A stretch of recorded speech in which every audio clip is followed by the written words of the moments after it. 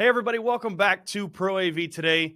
The unsung heroes of the AV community are often those blue collar workers who are literally putting their bodies on the line every single day. And I'm thinking the installers, the integrators, the riggers, the crews technicians, the roadies, the people who every single day have to install and utilize and move the technologies that we create as an AV community. And I feel like that community gets overlooked a lot, not only from an existence standpoint. Sometimes we forget that those communities exist, but maybe some of their needs, and whether that's through technological development, things like compliance, safety, security. Those are conversations as an industry I feel like we need to be having more of. And to have that conversation today, I brought on somebody who lives in both worlds, somebody who comes from the AV community, but is actively innovating in compliance and safety and security and general worker health and assistance. And that's Megan Kennelly over at German Bionic. Megan, thanks so much for coming on today. Absolutely. Thanks for having me. Megan, I think historically it's easy when you start talking about things like worker compliance and safety and security and, transportation metrics. It's easy to think like back of house, warehouse management, maybe like delivery drivers, heavy weightlifters, things like that. And the AV and installer community kind of sometimes tries to find their way out of that, that bubble. But, you know, at times it feels like we've been a little bit kind of left in the dust as an AV installer community. Why do you think that is? So I think it could be a few things, honestly. When you think about logistics companies and warehouses, that's their business, and they have certain procedures set up to make sure that they're constantly innovating and making sure that they have teams in place for employee health and safety. And because that's their business and they're doing it every day, I think it's comes so natural to them to think about these things. But then when you look on the flip side in the AV industry, where you have people that are setting up different events or they're constantly designing new workspaces, it's not always the same. So it's not always the thought of, oh, we should think about that. And maybe we should look to automate some of these things, or maybe we need to introduce new tools and safety measures. So I think it comes from just the day to day not being stagnant and having the same things being done versus constant change and not really thinking about these things because you're always on the go. Well, I love that you bring that up too. And right, obviously there are parts of the AV community who fall a little bit more into that industrial warehouse category, right? Things like rental houses, companies like Rentex, Freeman, who are a little bit more logistics minded. But kind of on a high level, can you break down what are some of the core differences from the AV installer and industrial side versus maybe that traditional warehouse and logistics mindset? What are some of those core differences? Sure. So I think really when it comes to the tasks, when you're looking, when we work with logistic companies or warehouses, they have their flows, right? They have people that are doing the pallets. They have people that are picking and moving boxes. But when it comes to AV installers, again, it's always different. They're having to move things throughout a show floor, or they're coming into an environment that they're maybe not as familiar with. So it really changes what they're doing. So I think having the different, even though you could be lifting heavy things constantly and need that additional support, it's less in your workflow because you're constantly doing something different. So I think that's the biggest difference that I see. And obviously there's room to add tools into those safety practices for both. But I think that really is the biggest difference that I see. Well, it's interesting too because there are parts of the AV community, and I'm naturally just thinking about like roadie crews and touring crews and rigging operators and things like that who are a little bit more in tune with the compliance, the worker safety, the union world more than other traditional AV installers, manufacturers, things like that. What are some of the things that from the more logistical and people who are more familiar with the union and compliance side, what are some of the things that they can help teach some of the people maybe who are less familiar with that world?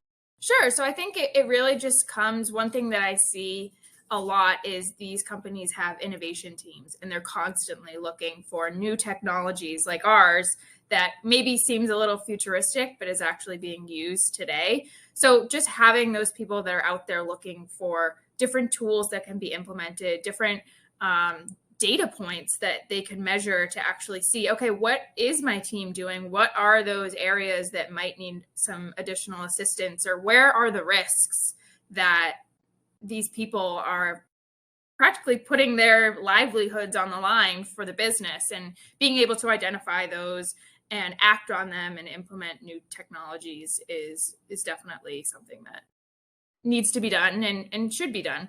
Well, we'll dig in a little bit more granularly on that, right? I mean, what are some of the data points, especially with the AV and installer community? What are some of the data points that you're seeing those companies track versus maybe some of the more traditional companies? Sure. So I think traditionally, even when you look at like logistics and warehouses, they're looking at productivity, right? They're not always looking at ergonomic risks, and maybe some are, and maybe they have teams that are looking into the safety compliance, and there are certain rules out there, like you shouldn't be lifting a certain amount, and OSHA obviously looks at those things. There should be measurements out there to actually look at ergonomic risks, and that's something that our company does. Is through our wearable tools, we have data points and data that companies can look at that actually looks at biotelematic data. So it's not biometric data that's looking at your heart rate and actual health stuff. It's only looking at ergonomic data. So it can say, how many steps did Megan take today? How many lifts did she make? How many of those lifts were good lifts versus bad lifts? How much weight did she lift? How much weight did the tool compensate for her?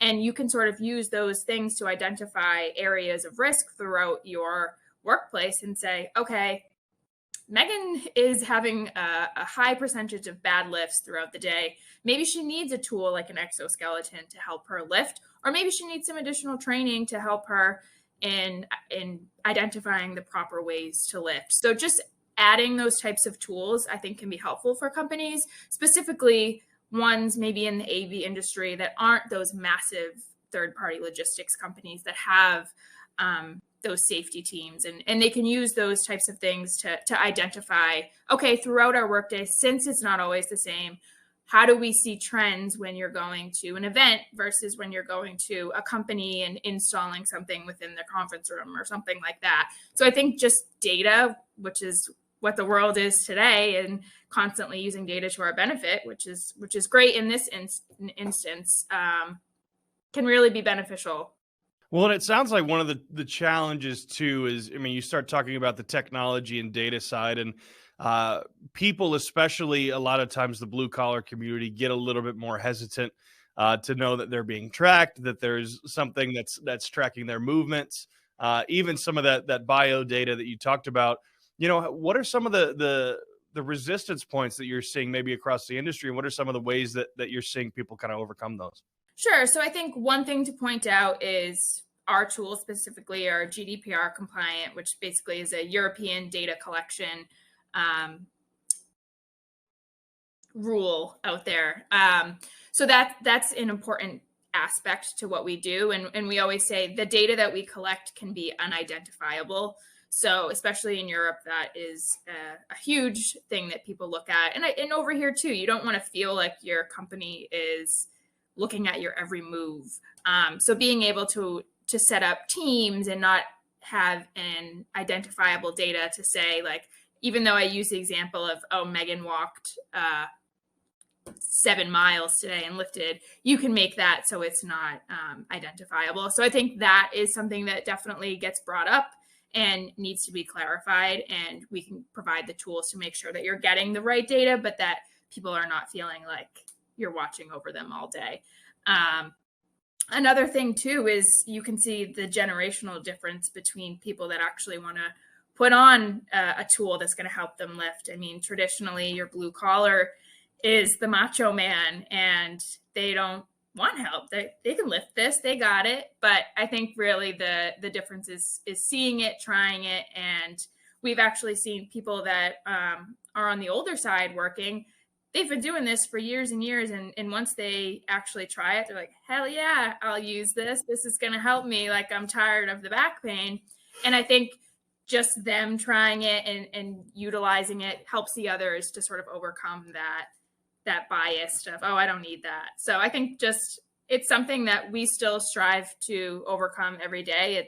it's still a little futuristic, and it's still something that we have to educate on and overcome those feelings of the macho man, or this is weird, like it's a robotic suit that you wear and I don't want to be augmented by that. But I think just educating and actually trying it, and the more that we continue to be out there and more companies are using it, it'll just become the norm. Like, this should be something that is equivalent to a hard hat or a steel toe boot. It's there for safety. It's there to make sure that you're not hurting yourself and that you're not sacrificing your livelihood for a business.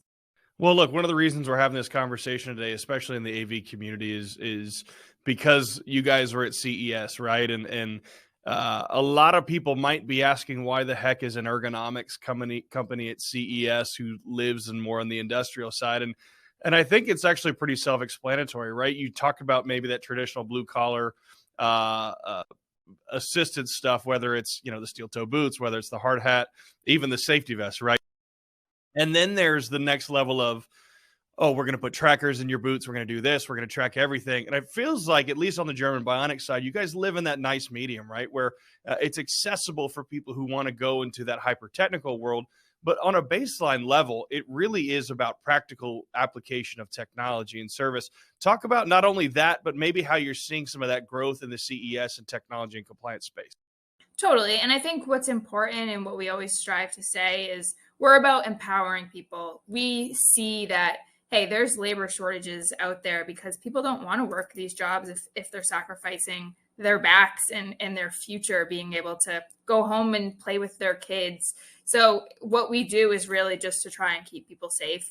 And that's our goal. So I think just being able to get that out there and not say like, hey, we're trying to track your every move and we think that robotics are going to take over your job. No, we're actually doing the opposite. We want to keep people in these jobs and have these livelihoods be represented for what they are. I mean, we've come as a society, we've come to enjoy the 2-day shipping and getting our stuff on time, but that's not sustainable if people don't want to do this work. So that's really what the basis of our mission is keeping people safe, making these jobs sustainable. And then just speaking to CES, I mean, people are just getting used to this technology, and some people didn't even know it existed. I didn't know that it existed before I came into this world. So it's just about education, getting people used to the concept. And I think everyone can benefit from this in the future. I mean, we're always trying to make it lighter, leaner, easier to put on. We had firefighters at the show come over and say, hey, I could use this when I'm rolling up the hoses or when we're on site.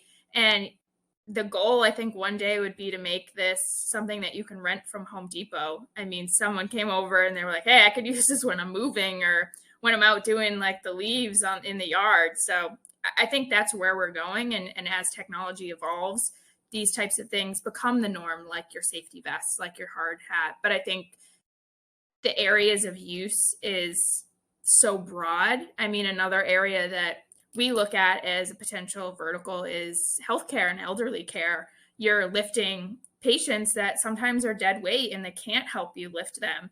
And that puts a lot of strain on the back. So if nurses can benefit from some of these safety tools, then it's just another win for everyone. Yeah, absolutely. And you touched on it a little bit too, but I want to give you a chance to, with the shameless product placement here, what are some of the things on the horizon specifically for the German Bionic team? Sure. So actually at CES, we just launched our new Apogee exoskeleton, which is our 6th generation of our exoskeleton. And it takes upon all the learnings that we've had from customers in the field. They want it to be lighter. They want it to be leaner. They want it to be easier to put on. So those are some of the things that we've definitely changed on this version, but we've also upgraded some of the data technology that we have on the back end. So different dashboards within our IO platform that gives that data that we talked about. What does my workplace safety look like? What are some of the areas that we need to address? What's the ROI on the devices? We're investing in these devices. What are they doing for us? How much weight are they compensating for? So that's really exciting to see. And then speaking of safety vests, we also launched a safety vest at CES that basically takes all of that ergonomic data and the data platforms that you get to see your ergonomics and turned that into a vest that workers can just throw on, and the company gets that data. And it's a great entry point to see where are the risks at, where do I maybe need to implement some tools into the workplace to help keep my workers safe. So definitely a lot to come in this year and kicking it off with a bang, but we're super excited. And I think just the feedback that we got from the show, we got a couple of awards. We got the Best of CES award for the wearable technologies, and Gadget gave us a nice award. So I think we're headed in the right direction, and just exciting to see that people are more open to these types of technologies, and it's becoming more and more popular. Well, Megan, I love to hear the work that you guys are doing, obviously, and being an advocate, not only for the wearables and kind of the exoskeleton industrial technology world, but also for the AV community. Totally. Thank you for all of the years and work that you put in, and it's translated well. And thank you for all that. But it was so wonderful to have you on the show today. I'm sure we got to find a way to bring you on in the future. Megan Kennelly from German Bionic, thanks for coming on the show. Thank you. And thank you guys for tuning in. Be sure